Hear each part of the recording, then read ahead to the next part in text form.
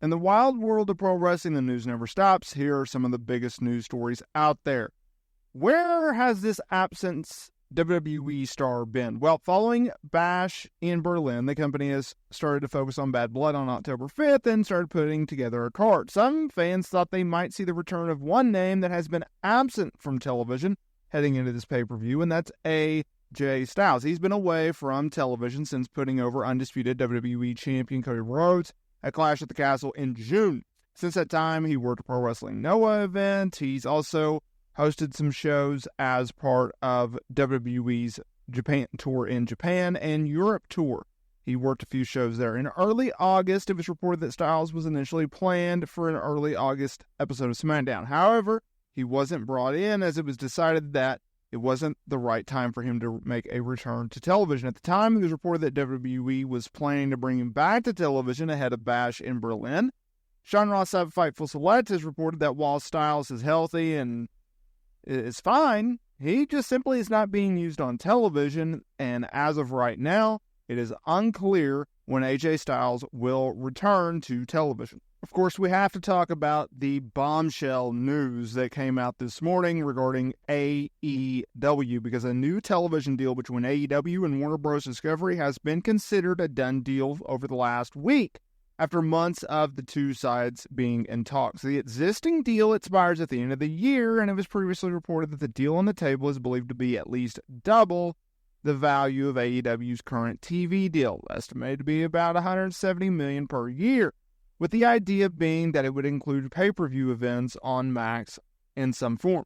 AEW has been rumored to be in talks with Fox for a deal that would see a one-hour show named Shockwave air on one of its stations. AEW previously filed a trademark for the name, with the rumor being that it would air on FS1.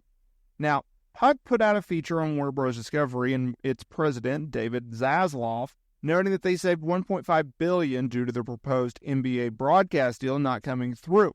It would suggest that AEW Warner Bros.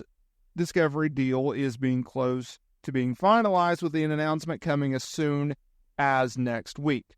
With AEW running New York's Arthur Ashe Stadium for Grand Slam and several Warner Bros. Discovery's execs likely being in attendance for that show, an announcement could be made then. The report suggested that a new deal is for 4 years with 3 years guaranteed. That includes an option year that would see AEW air programming twice weekly across TBS, TNT, and True TV. The deal is said to be in the ballpark figure around $170 million per year. It's believed AEW is shopping around a separate package for primarily broadcast channels, which is interesting. Right now they got Dynamite, Collision, and Rampage. No word yet on where ROH fits in that bill. It appears that Mercedes Mone and AEW was kind of screwed over.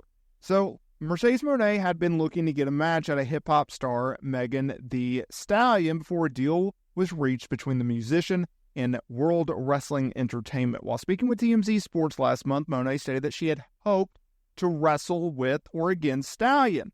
As seen on last week's episode of SmackDown, Stallion's song Never Play is now the opening theme song. Mone and Stallion met at the Crunchyroll Annie Awards in Japan as they were fans of each other. This opened up talks between their managers about working together in some capacity.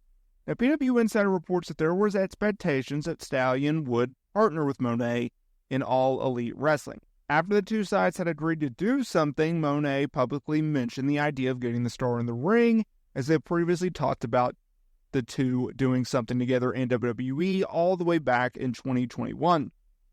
WWE made the deal to have Stallion's song Never Play, which surprised Mone's circle. It's unclear whether Mone and Stallion plan to work together, still following the WWE deal.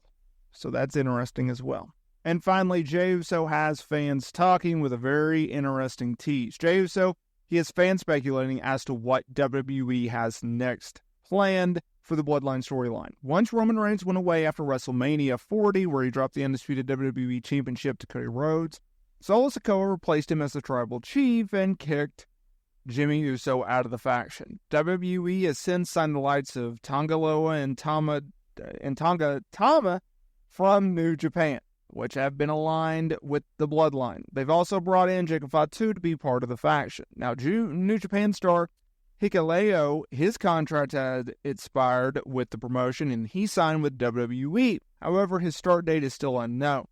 WWE, they've already confirmed that Roman will team with Cody Rhodes to take on Solo and Fatu at Bad Blood. It's expected a Bloodline versus Bloodline match will take place at Survivor Series War Games next month, with Jimmy returning soon. During an interview with Metro, Jey said that he doesn't know what's going to happen with the storyline, but then dropped an interesting tease. He said this: "I don't know how they're going to intertwine me back in there. Sammy would be my first pick, right? It would only make sense. Hey, we might have other family members. More surprises, man." Now, if WWE wanted more surprises, if they wanted more people from the Fatu family or just the Samoan dynasty, well, there's options. There's Zilla Fatu and there is Thamako Fatu, both free agents. Who would you like to see WWE sign?